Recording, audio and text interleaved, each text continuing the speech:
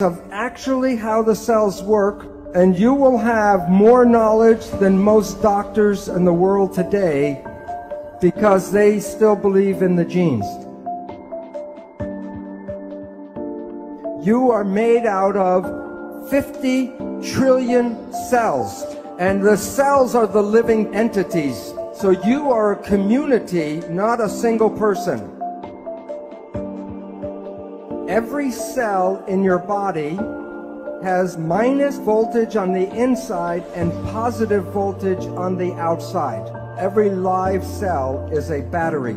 Every cell has about 1.4 volts. 50 trillion cells in the body times 1.4 volts is 700 trillion volts of electricity in your body right now. And with training and meditation, you can focus this energy called chi, and you can use that energy for healing. So while you see yourself as a physical entity, the new physics, you are energy waves interacting with each other right now. All animals and all plants communicate with vibration. The gazelle doesn't have to go up to the lion and say, "Are you my friend?" Because at the distance, the energy could be felt and the gazelle will not go there because of bad vibes. If we, when we were young, were taught to be sensitive to the vibrations, we would not find ourselves in bad relationships and bad places. But we are usually told not to go by our feelings, but to listen to what people have to say. Language was designed to hide feelings. The point is, all organisms communicate by vibrations and know if they're in a good place or a bad place by reading the vibrations. We humans have that ability, but are not trained to use that ability. When we see people, like if I look at the audience or you see us, we see people as physical particles and machines. But that's an illusion, because what we are interacting waves. That's why one person can affect another person just by being in the field. And today, physics studies the vibration, not the physical. In quantum physics, we don't study the particles, we study the waves. And we study how the waves interference. All of the waves together is called the field.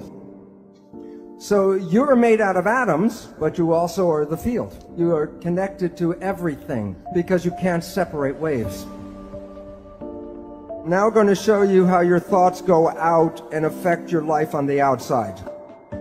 This is an older picture of a new technology called magnetoencephalograph, MEG. EEG, you put wires on your skin and read the brain activity.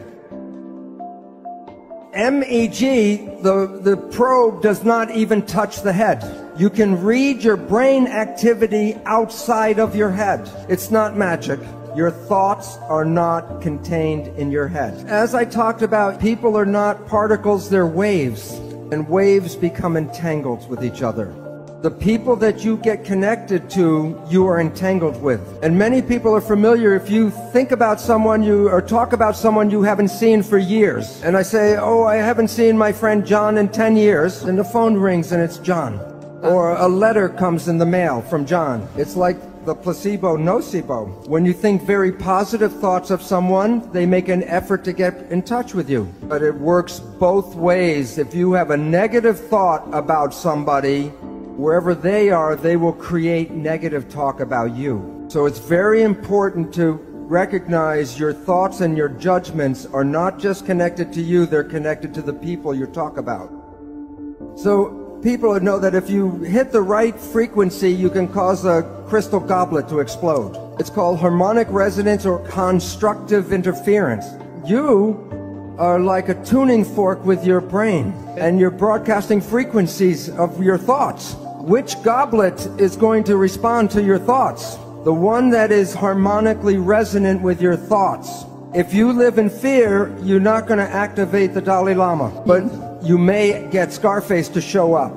So when you are having thoughts, you are exciting and activating those things in the world that are connected to your thoughts. When a mugger is trying to pick out which person he's going to attack, of the different people walking down the street, which one do you think gets attacked?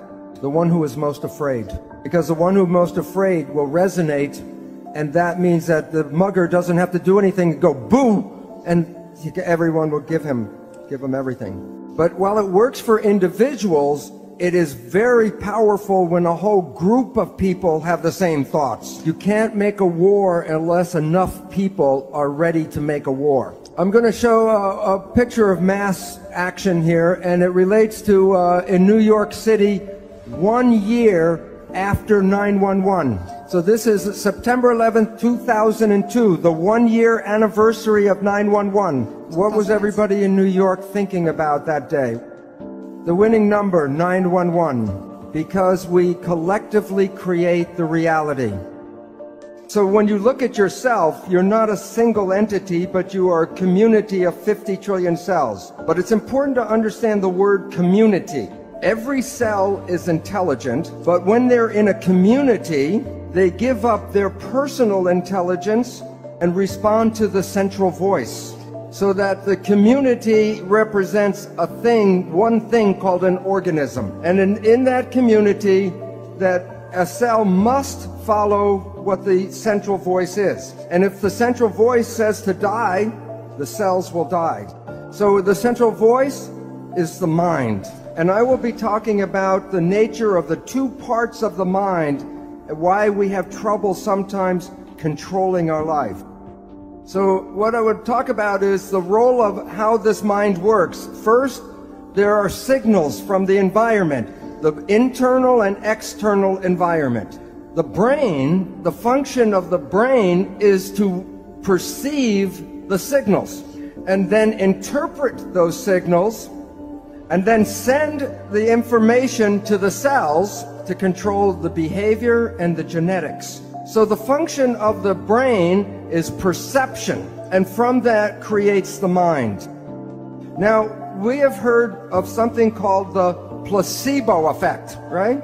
The placebo effect is when you have a very positive thought that something can heal you, even if you don't know it, but it's a sugar pill, but you believe it's the real medicine, then you can heal yourself with that. So the pill didn't heal you, it was the thought that healed you.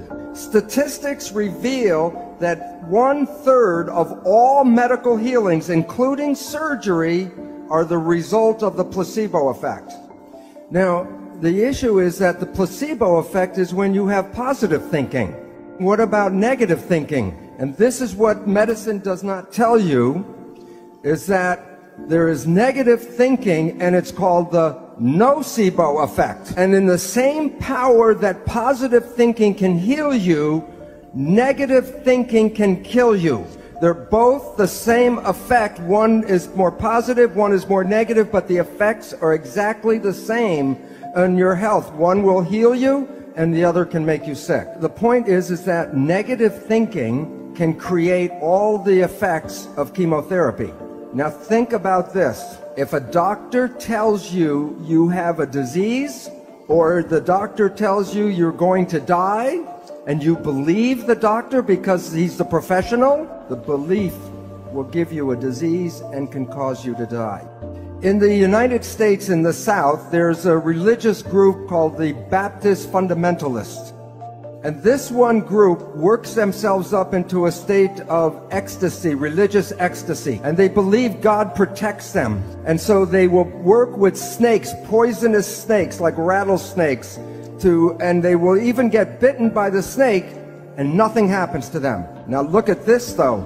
Some of them will drink strychnine in toxic doses, and when they're in that state of belief, it does not affect them. So if you can drink toxic poison, then why do we worry so much about the toxins or the food and the air and all that? Because we have a belief that the toxins can kill us. But even though I know this, I will not drink strychnine. And why? Because my belief is not as strong as their belief. So if we were growing up and programmed with stronger beliefs, we would be more powerful than we are now.